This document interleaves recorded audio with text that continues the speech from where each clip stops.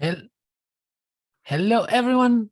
Welcome to another of my episodes. Let's share screen. Okay, so today we're gonna talk about the new article that I published in my website, theartofthomas.wordpress.com, Thomas with no H. So this episode is called "Who Controls the State and How Long Can It Last?" Now, the first thing I need to say about this is that I'm not going to talk about conspiracy theories and the deep state and all that stuff. Today, I just want to show this thing that I've been researching, I've been reading about, especially on the book that I recommend in every episode, The Sovereign Individual. If you are interested in these subjects, that book is a must read. But anyway, in the book and also in other places where I have done some research,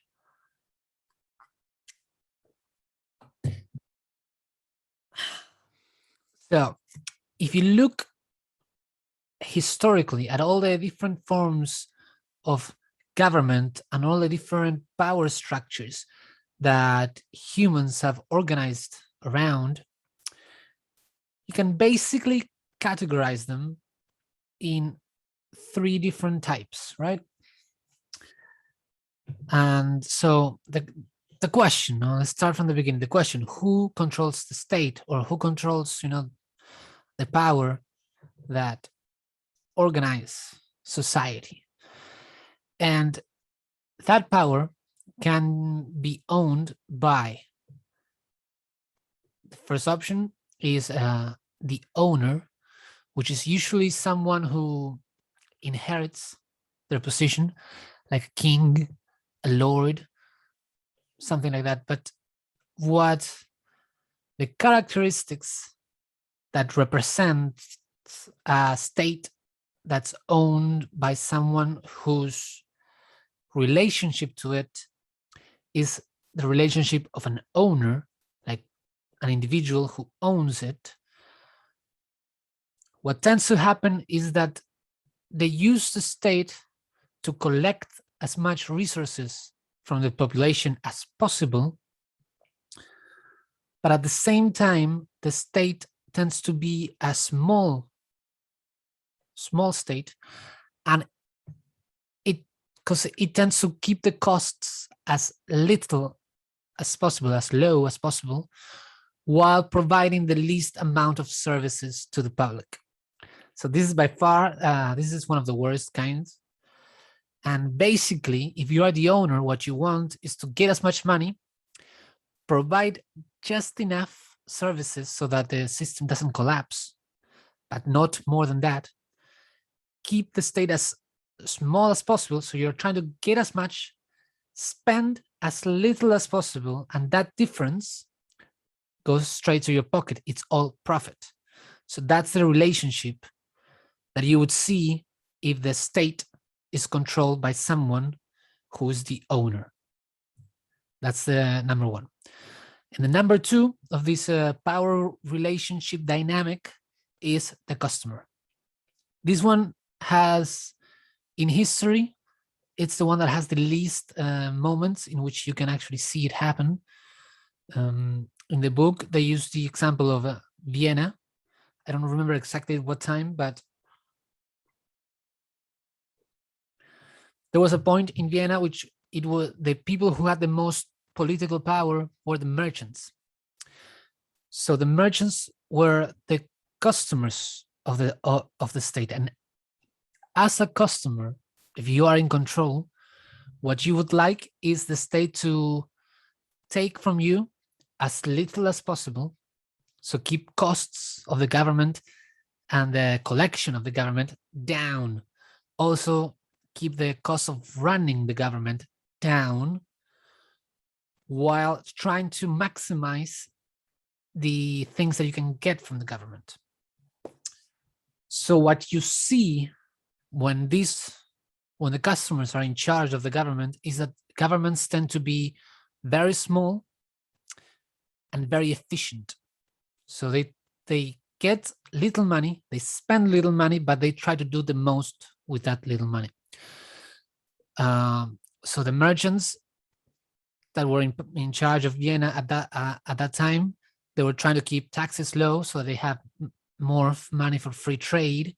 And mostly what the government did was just take care of the infrastructure so that stuff didn't fall apart. And it was in case of being attacked. So it would be like defense. And a lot of the investment in the community was done by the merchants themselves, by what we would call free market capitalists. And that, unfortunately, it has not been seen a lot in history, but when we see it, it is the point where the people within the city enjoy the highest level of prosperity. Anyway, the third and the last, and this is the one that I feel, well, I don't feel like, for me, it's very clear that that's the one that we have today. And that is the relationship of employees. So what happens when the government is run by their employees? What tends to happen, of course, in varying degrees, but what you find when the government is run by employees is that the collection is high. The government wants as much money as it can take from its citizen as possible. Now, the value that the government gives back tends to be really, really low, because for the employees, if you're the employee, what you would like is as much money as possible to spend as little as possible in the services that you give back to the community, and then all that extra money, you use it to enlarge and make the state bigger. So you get more employees. You get a ton of, usually what you find is a ton of useless jobs, a ton of bureaucracy just growing out of control. And it's quite a problem. And I believe in most places in the world, this is the government that's in power. Of course, with varying degrees, there's some that are better than others, but the relationship tends to be that of the employees are running the show, which makes government extremely inefficient and extremely expensive. And that is starting to be a problem.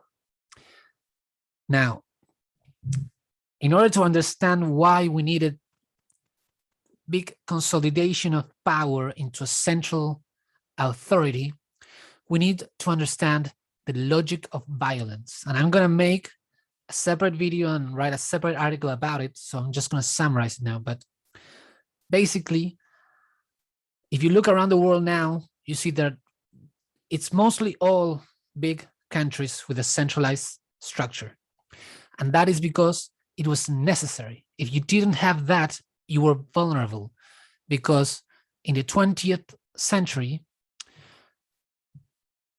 there was war, and violence was mostly determined, whether you were successful at it or not, by how many people could you manage to gather in your army and how long you could sustain it by extracting money from your citizens.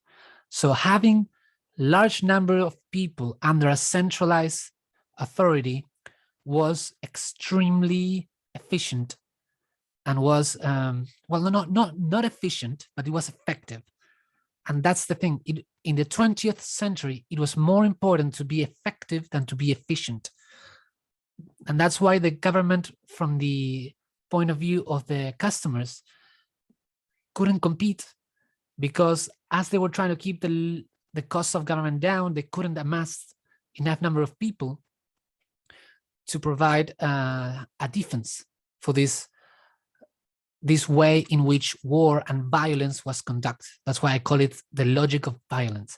And the logic of violence, if you look at around history, determines how big a city can be and how centralized its authority should be. So we created all these big governments and these big countries because we needed to be able to quickly come together and defend ourselves. And we needed large number of people and large number of money to support those big armies. That was key during all the 20th century. Now, today, the logic of violence has already changed dramatically. If you look around the world, you still find pockets of violence where armies are fighting each other, but they're not as much as it used to be. What you have now, it's economic and digital warfare going rampant, going crazy. Like, we have to explain this in several ways, but I'll try to make this video brief because I want to make a separate video for this. But just for you to understand, the cost of attacking someone, another country, digitally and economically, is way easier and cheaper for a country to do than mobilizing a whole army. That's, of course, it's a no-brainer. At the same time, it's really hard to defend because digitally, like, you don't have a border. You know, it's much harder. So the cost of attacking decreases dramatically. Defending becomes way harder. So that means that's why we're seeing a lot of aggressive behavior in the economic and the digital space between countries, like crazy. But this means that now having a large number of people centralized in one place and have a authority, again, a centralized authority, it used to be the advantage that your country has. Now, of course, it's the disadvantage. The logic of violence has changed completely. It turned itself up really quickly, and countries and states are not adapting to it. And they can't, because they're run by employees, and employees want a bigger state. And one of the elements of the bigger state is that you need to employ more people. So if you look at today, a lot of the people around the world are receiving some kind of benefit from the government, especially now during lockdowns. That has gone parabolic, like is increased by a ton. And all those people, you can consider them as an employee of the state. So their well-being, their financial well-being depends upon the state continuing the way it is. But with the new logic of violence, this government that we have is not viable. It's not. So I believe we need to transition, and we will transition, because the state as it is, it cannot sustain itself. And I'm very much afraid for the people whose livelihood depend on the government's support, because most likely than not, that's going to go away. It's not going to happen overnight, but it will happen gradually in the next years. And I think we should all be preparing ourselves and trying to pay attention, because we don't know what the new social organization, we don't know what it's going to be. We don't exactly have a map that tells you this is how you need to organize to be effective in the new world.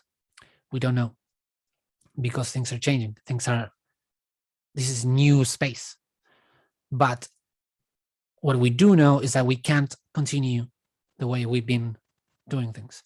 So we just need to be paying a lot of attention, try to pick up the trends and adapt. We need to be fast and nimble and adaptable. That's going to be the key in this transition period. And we need to have these conversations, and we need to talk about this, and we need to spread this information so that more people hear about it, because the people who are not paying attention, they're going to suffer the most. And in all the transitions, the people who adapt quicker, they become better off, and the people who don't, they get left behind. And that always creates social tensions, creates resentment. It's not good. It's not good for anyone. So we need more people to know, and we need to have these conversations in an open and honest way to help make the transition smoother. In the end, this is going to be great for everyone. The problem is the transition period, and that's where we are now. Before I finish, I'm going to just mention a few more things that are clear indications that we are in this transition period. One is the technology. Of course, the internet will always going to change everything. When the printing press came about, the Catholic Church had the monopoly in information. They were the ones who were doing all the books by hand. Most of the people that could read had to be priests or associated with the priesthood. And the printing press just pretty much blew that out of the water and just make a lot more different kind of opinions and interpretations of the Bible available. The people who learned to read increased, and over time that ended the power and the monopoly in information that the ruling class had at that stage. The internet is doing the same thing, but it's doing it times infinity. And we are seeing right now, like, for the people that are paying attention, it's extremely obvious. All the manipulations, all the lies that the politicians do, the traditional media, we can see very easily, and it's extremely obvious the way that they're not trying to give you the right information. They're trying to manipulate you, always. And that's what the proliferation of this new technology is doing. It's making extremely obvious what's wrong. And people are just not going to go along with it. It's not going to happen, again, it's not going to happen suddenly. It's going to happen gradually. But it's going to happen. Now I can write an article, I can publish it, and it's anyone in the world can read it. And not only that, I can make a video and I can make a podcast. And Jordan Peterson talks about this in a great way. He says, like, look, almost anyone in the world can read, and they can inform themselves by reading. But there's way more people that can listen than those that can read. So the printing press had a limit to the amount of people it could reach. But through a podcast, through a video that is visual, the amount of people you can reach is everyone. I don't think we have completely understood the disruptive technology that the internet, video, and podcast and blogs, the written word, now accessible to anyone, everywhere. We cannot expect that this won't change the world completely, because it will. At the same time, we have Bitcoin now. Bitcoin is, for the first time in human history, globally, there's millions of people asking themselves, what is money? That's what happened to me when I first started learning about Bitcoin. I grew in an economic situation, in an economic structure, and I never questioned it because it was the only thing. You know, it's like that story of the fish asking, what's water? You know? But now, millions of people around the world are asking themselves, what is money? What is this economic structure that we've built? How is it working? And most importantly, who benefits from it? And it cannot continue. The world as we've been living, it's obvious. It can't go on like it is. It just can't. There's too many disruptive things happening. It's been disruptive at a technological level, at an economic level, and again, going back to the logic of violence, which is extremely important in history to determine how societies can actually function. So those three elements are converging. I think we're going to go through a huge transformation at a global scale that we've never seen before. And it's going to be faster than any other transformation that we've done in our past. It's not going to be close. It's not going to even be close. Like, I honestly believe our children will be living in a far, far different world than what we have today. It's very exciting. It gives me hope because I believe it's going to be much, much, much, much better. But it's also slightly scary. The transition period is what scares me the most. And that's why I'm making these videos. And that's why I'm trying to spread these ideas and try to connect with people that have the same mindset, because we need to come together and we need to help each other spot the trends to see where the world is going. It's essential. It's key. So we can adapt quickly. The quicker we can adapt and we can establish the new way of making all this work at a global stage, the better it's going to be for everyone. My only suggestion, if you're watching or listening to this, is just you gotta open your eyes. You gotta pay attention. Don't take what I say for granted. Just use it as a way for you to start researching on the different subjects. Because I'll be honest, I'm just an artist. I'm just a guy that likes to play music and draw. So you shouldn't take my word as some sort of authority, because that would be very, very foolish. But all I am doing is I'm reading, I'm researching, I'm trying to learn as much as possible, and I'm bringing you what I learned to you. I try to put it in the most clear way possible, and I'm hoping that it's helpful. And that's it. That's it. Anyway, that's today's article. I'm gonna see if we do one again tomorrow, or at least soon, to go into more detail on all these different elements that are signaling us that the change is at hand.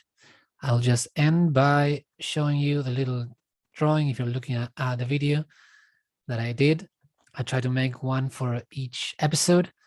Yeah, this one is a little bit dramatic, and but it's just for fun. But anyway, have a good day. Enjoy, have fun. Don't let this discourage you. This is exciting. A new world of possibilities is going to open up for everyone. So we should embrace it. Have fun, enjoy, smile. I'll see you, hopefully, in the next one.